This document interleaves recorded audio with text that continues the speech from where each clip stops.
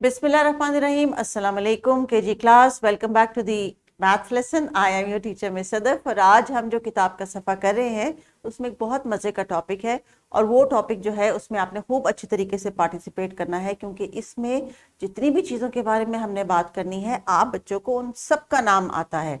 So dear teachers, आज का जो लेसन है उसका मटेरियल नीचे डिस्क्रिप्शन बॉक्स में मौजूद है।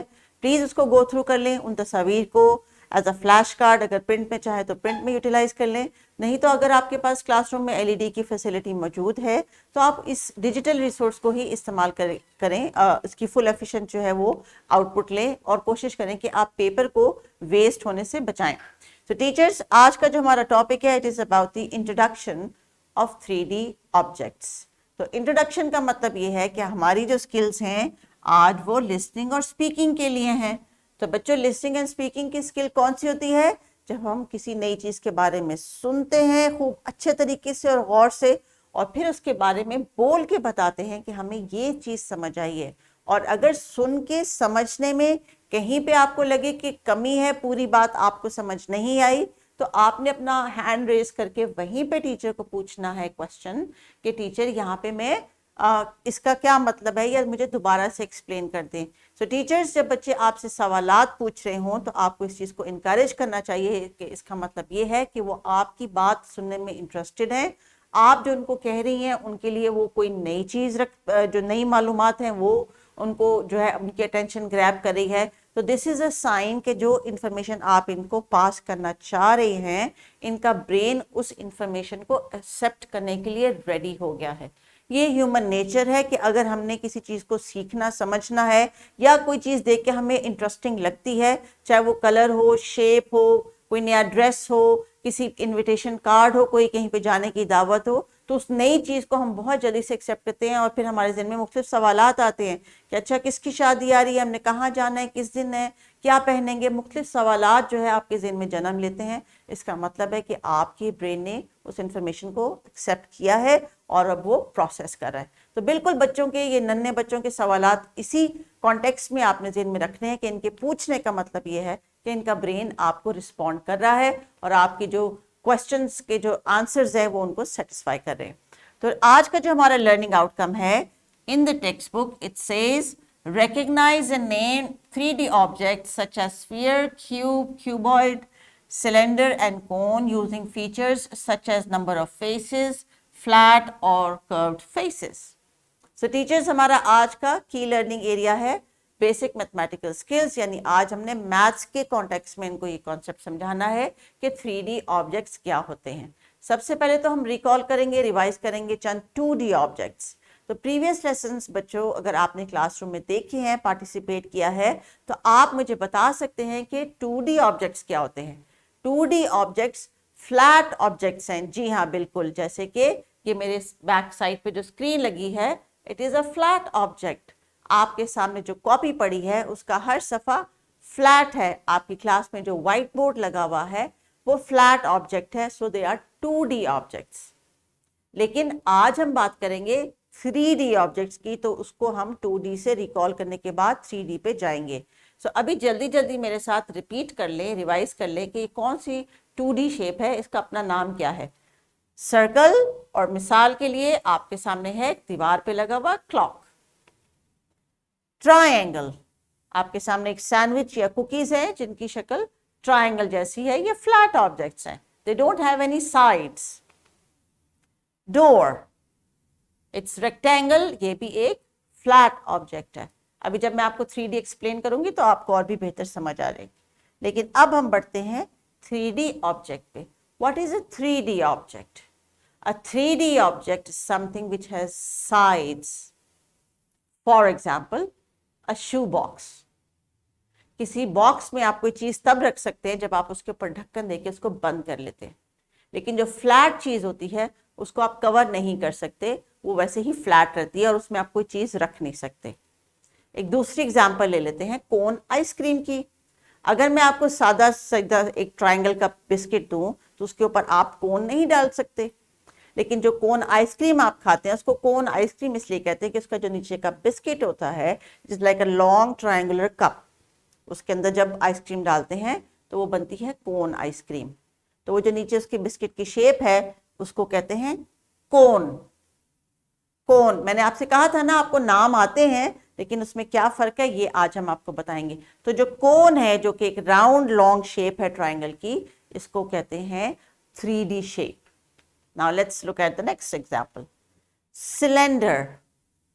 सिलेंडर, कभी आपने घर में गैस का सिलेंडर देखा है या रिक्शे पे या कहीं पे बाहर मार्केट में? उसको सिलेंडर, गैस सिलेंडर क्यों कहते हैं? क्योंकि उसकी जो शक्ल है उस कंटेनर की, it is like a cylinder. अब आपने गौर करते जाना है कि जो चीजें आपको आसपास नजर आ रही हैं वो 3D कौन कौन सी है, उनके क्या नाम है। So a cylinder is a long tube like thing. Cylinder एक पाइप भी सिलेंडर होता है, एक आपका ग्लास भी सिलेंडर शेप का होता है, आपका जो वाटर बॉटल है वो भी सिलेंडर शेप की होती है क्योंकि उसमें आप पानी भर सकते हैं, उसकी सारी साइड्स होती हैं। Next example, cube. क्यूब, जैसे कि जब आप वो लूडो खेलते हैं तो आपने उनकी डाइस देखी है, they are perfectly square from all sides but it has 6 sides, इसलिए वो क्यूब कहलाता है। Next example is cuboid, just like a milk box or a shoe box or a biscuit box, because it has got 6 sides and 6 faces. Box, जो भी चीज box shape में है या ऐसे शेप में है कि इसके अंदर कोई चीज रखी जा सकती है, वो कुछ उसका कुछ वॉल्यूम है, उसको कहते हैं 3D shape objects. Circle, circle जब फ्लैट है जैसे क्लॉक है वॉल पे, it is just like this round. लेकिन जब आप बॉल हाथ में पकड़ते हैं वो बेशक राउंड है लेकिन उसका एक स्पेसिफिक एरिया है और उसको कहते हैं sphere. Sphere, just like this ball. Yes, let's come to some real examples. Sphere is just like a ball. If you have a ball in the classroom, teachers, बच्चों को उसको टच करके feel करवाएं, या कोई भी ऐसा ऑब्जेक्ट जो स्फीयर शेप का है उनको आपने फील करवाना है कि it is all round from all the sides. Next example is cone ice cream. Shape है कोन की, this is sphere, this is cone. Yes, ludo dices, shape क्या है? Cube. Cube, cylinder, sorry, cuboid, it's a milk box, cuboid. So teachers, अभी आपने क्या करना है कि आपने डिफरेंट कॉन्क्रीट ऑब्जेक्ट्स लेने हैं। कुछ तो मैंने आपको पिक्चर्स के तौर पे दिखा दिए और कुछ रियल ऑब्जेक्ट्स आपने क्लासरूम में अरेंज करने हैं, because this is how they will learn. जब उसको वो एक्चुअली देखेंगे फिर आप उनको कंपैरिजन कराएंगी कि ये देखें, ये जो पेपर है ये बिल्कुल फ्लैट है, इसके कोई साइड्स नहीं है, लेकिन जो ये बॉक्स है इसके 6 साइड्स हैं और इतने सारे इसके एजेस और कॉर्नर्स हैं। ये आपने उनको डिफ्रेंशिएट करवाना है और हाथों से फील करवाना है। और जब आप कोई ऐसी एक्टिविटी कराएं जिसमें आप उनको हाथों से फील करवा रही हैं तो चंद लम्हों के लिए उनकी आईज बंद करवा लें या उनको ब्लाइंड फोल्ड कर दें, ताकि उनके हाथों के जो सेंसेस हैं वो कंप्लीटली तौर पे एक्टिवेट हों। हमारे वो दोस्त सोसाइटी में जो ब्लाइंडनेस का शिकार हैं, अगर आप देखें तो वो हर चीज़ को टच करके फील करते हैं और उसके बाद फिर वो उनकी जो फीलिंग की जो सेंसेशन है वो इतनी शार्प अल्लाह ताला ने डेवलप कर दी होती है कि वो फौरन छूते ही बता देते हैं कि ये क्या चीज़ है। इसलिए ये भी सेंसेशन बच्चों को आप बताएं, इनको इस चीज़ का अंदाज़ा होगा, इस नज़र की जो अल्लाह ताला ने हमें एक वो नेमत दी हुई है, इसकी भी सलाहियत का अंदाज़ा होगा कि अगर हमारे पास ना हो तो वो हमारे दोस्त जो हमारे आसपास हैं जिनको नज़र नहीं आता, या बुजुर्ग ऐसे जिनकी नज़र आहिस्ता आहिस्ता चली जाती है, तो वो किस तरह फिर अपने इन हाथों की टच के ज़रिए जो है वो चीज़ों को फील करते हैं और फिर उनसे उनकी अंडरस्टैंडिंग डेवलप होती है। सो क्लास एक्टिविटी कराने के लिए टीचर्स आपने बच्चों को जो किताब का सफ़ा ये टास्क देना है, लेकिन उस टास्क को करने से पहले इनकी अंडरस्टैंडिंग इन 3D शेप्स के नामों के साथ खूब अच्छे तरीके से कराएं और ऑब्जेक्ट्स बारी बारी इनको दें कि ये उठाएं। आप बोले सिलेंडर, तो आपको सिलेंड्रिकल जो भी चीज़ आपने रखी है, फॉर एग्जांपल वाटर बॉटल रखी है तो वो आपको उठा के दिखाएं। अगर आप जल्दी से कहते हैं कि जो मुझे कोन दिखाओ, तो आपने अगर आइसक्रीम कोन रखी हुई है तो वो चीज़ आपको उठा के दिखाते हैं। आपने उनको बार बार इन अल्फाज और शेप्स के साथ कनेक्ट करना है।